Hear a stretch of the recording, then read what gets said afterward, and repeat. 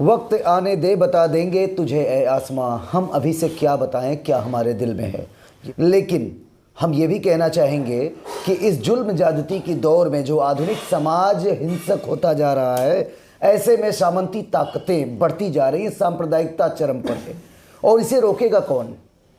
रोकने के लिए और समाजवाद लाने के लिए लोगों के अंदर वैमनस्यता घटे, समानता बढ़े।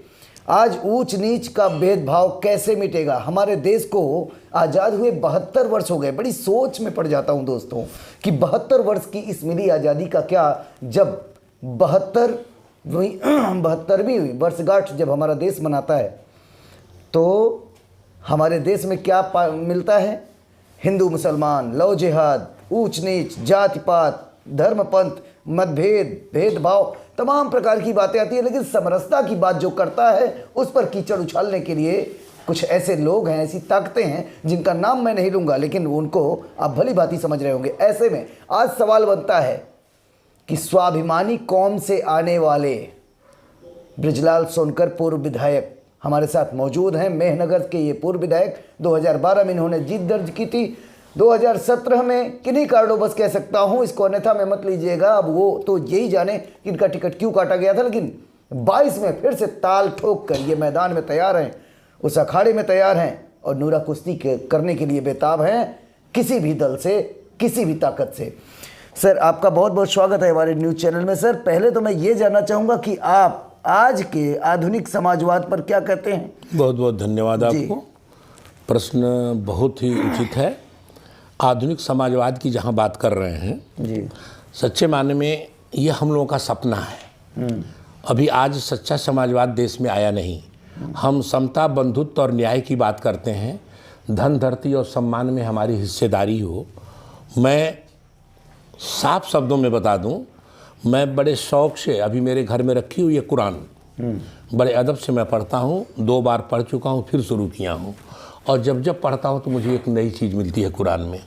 और मैं अपने लोगों से कहता हूँ कि समाजवादी पार्टी जहाँ राजनीतिक प्रश्न है, ये MY, ये 2 इसके घटक हैं जो बहुत मजबूती से समाजवादी पार्टी को ताकत दिए। तो M से कुछ सीखने की बात हुई, जो अभी मैं बात कर रहा था। यहाँ भी सही माने में अभी समाजवाद आया नहीं है। विचारधारा से लोग अभी समाजवादी हुए नहीं हैं। जिस दिन समाजवादी हो जाएंगे, मैं दावे के साथ कहता हूँ कि हमारी कुरान में, हमारी हदीस में कहीं भी मुझे जन्म, जाति और रंग के आधार पर कोई ऊंचा नीचा नहीं दिखाई दिया। ऐसा कहीं मिलता ही नहीं है। वहाँ समता, बंधुत्व और न्याय की बात है। अगर एक भंगी का बेटा भी हाफिज कुरान है तो उसको भी इमामत करने का हक हासिल है, वो इमामत करता है और बादशाह सफ में पीछे खड़ा होकर के नमाज पढ़ता है। और वाह रे, हम एक विद्वान डॉक्टर बाबा साहब BR अम्बेडकर, उसको मंदिर में प्रवेश की इजाज़त नहीं है। पूजा करवाना, पूजा सुनना तो अलग बात है। हम इस दिन को दूर करना चाहते हैं। हम चाहते हैं कि भारत में अम्बेडकरवाद बढ़े, समता, बंधुत्व और न्याय हो, जाति और जन्म और रंग के आधार पर कोई न ऊंचा हो न कोई नीचा हो। तो साथ ही मैं आपको बताना चाह रहा हूं कि आपने आधुनिक समाजवाद की बात किया है। अभी समाजवाद परिपक्वता पे नहीं पहुंचा है।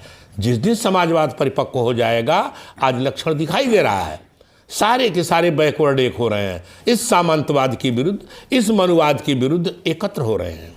और आने वाला समय बता रहा है कि अब परिपक्वता की ओर बढ़ रहा है हमारा समाजवाद।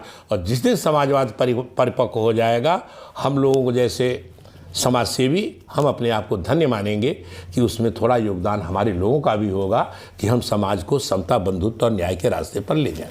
उत्तर प्रदेश की सियासत में आपका नाम काफ़ी चर्चा में है। अब आप कहेंगे कि मैं तो एक कॉन्स्टिट्यूएंसी से टिकट मांग रहा हूँ, फिर मेरे नाम का क्या लेना देना पूरे उत्तर प्रदेश की राजनीति में।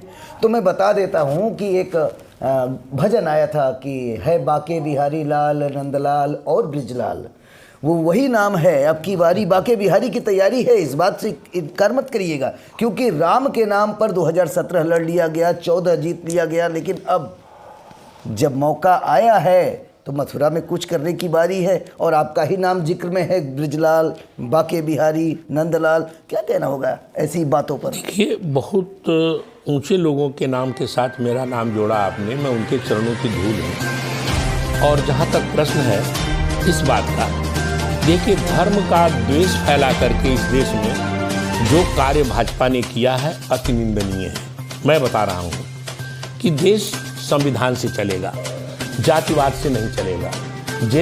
देश जो है संविधान से चलेगा, और संविधान की धज्जियां उड़ाने में आज तक की जितनी सरकारें बनी हैं, अटल जी की भी सरकार थी भाजपा की, लेकिन नहीं, वो लांछन उनके ऊपर नहीं है जो मोदी और योगी के राज में हो रहा है। तो दोस्त, ये बहुत बड़ी बात है। अब जहाँ तक प्रश्न है कि आपने बोल दिया राष्ट्रीय स्तर की बात, मैं तो बहुत छोटा सा सिपाही हूँ समाजवादी पार्टी का, लेकिन मेरी इच्छा है कि आज़ादी 1947 में मिली है देश को, और संविधान में लिखा गया है कि जो स्थिति जिस मंदिर, मस्जिद या गुरुद्वारा या चर्च की उस दिन थी, वही स्थिति बरकरार रखी जाएगी, उसमें परिवर्तन नहीं होगा। रह गई बात भारत की सुप्रीम कोर्ट, सर्वोच्च न्यायालय ने जो न्यायालय का आदेश आया है, जो आदेश दिया है, वह आदेश अपने आप में अपूर्ण है। वह भावनाओं के आधार पर दिया गया है, सेंटिमेंट के आधार पर दिया गया है, और सेंटिमेंट का जजमेंट से कोई संबंध नहीं होता है।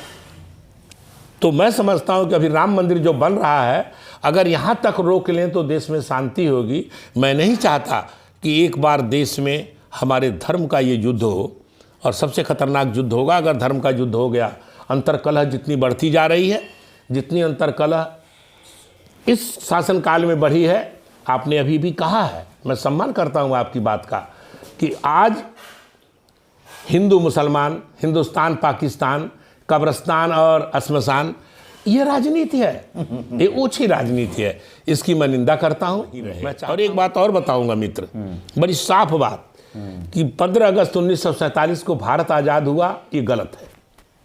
15 अगस्त 1947 को भारत आज़ाद नहीं हुआ, बल्कि सत्ता का हस्तांतरण हुआ। सत्ता अंग्रेजों के हाथ से एक वर्ग विशेष के हाथ में सौंप दी गई। इसलिए इस देश का पिछड़ा, दलित और अल्पसंख्यक गुलाम का गुलाम रह गया। मैं उस गुलामी की बेड़ी को तोड़ने के लिए कृत संकल्प हूं, और मेरी समाजवादी पार्टी चाहती है कि वो गुलामी मिट जाए, सब लोग बराबर हो जाएं, कोई न किसी से नीचा हो, न कोई किसी से ऊंचा हो। मैं इस सपने के साथ जी रहा हूं साथियों, और आप लोगों का सहयोग मिलेगा तो मैं जो कर रहा हूं ये करता रहूंगा। 1947 की आज़ादी को मात्र एक सत्ता परिवर्तन हस्तांतरण बताया। क्या कंगना का बयान अन्यथा में नहीं लेना चाहिए कि उन्होंने कहा कि 2014 से ही समझ में आ रही है कि हमें जो है आज़ादी मिली है इस देश को? वाह वाह। देखिए, कंगना रनौत एक जाति विशेष से संबंध रखती हैं, और उनके अंदर सामंतवादी प्रवृत्ति है। वो सामंतवादी परिवार से आती हैं, और सामंतवाद की हमारी समाजवाद की सीधी दुश्मनी है। समाजवाद और सामंतवाद दोनों एक दूसरे के विरोधी हैं। लेकिन विधायक जी, आपकी बातों से थोड़ा सा लगा मुझे कि 47 की आज़ादी आप भी नहीं मानते और वो भी नहीं मानती, वो 14 में मानती है। नहीं, वो जो 14 में आज़ादी मान रहे हैं, हम नहीं मानते कि 14 में देश आज़ाद हुआ। आज भी हम नहीं मानते हैं। अभी हम गुलाम हैं। अभी भारत का दलित, अति पिछड़ा और पिछड़ा अल्पसंख्यक गुलाम है।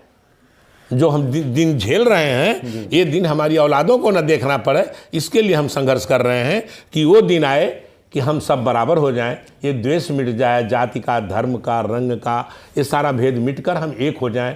हिंदुस्तानी तो हिंदुस्तानी रहें, हम भारतीय तो भारतीय रहें, ना कि हम यहाँ मुसलमान अलग, पिछड़ा अलग, दलित अलग। फिर देश की तरक्की नहीं हो पाएगी। हमारे देश के विकास में सबसे बड़ी रुकावट यह जातिवाद है, यह संप्रदायवाद है। जिस दिन इसको मिटा लेंगे उस दिन देश सचमुच आज़ाद हो जाएगा और विकास की सीढ़ी पर चढ़ जाएगा, कोई रोक नहीं पाएगा भारत को। आपका बहुत बहुत आभार, हम लोगों को समय देने के लिए तहे दिल से अभिनंदन। आगे भी ऐसी शख्सियत से आपको रूबरू कराते रहेंगे दोस्तों। अगले पल का करिएगा इंतजार, कहीं जाइएगा मत। बस 2 घंटे में फिर हाजिर होता हूँ एक नई शख्सियत के साथ, एक नए मुद्दे पर बहस के लिए। धन्यवाद।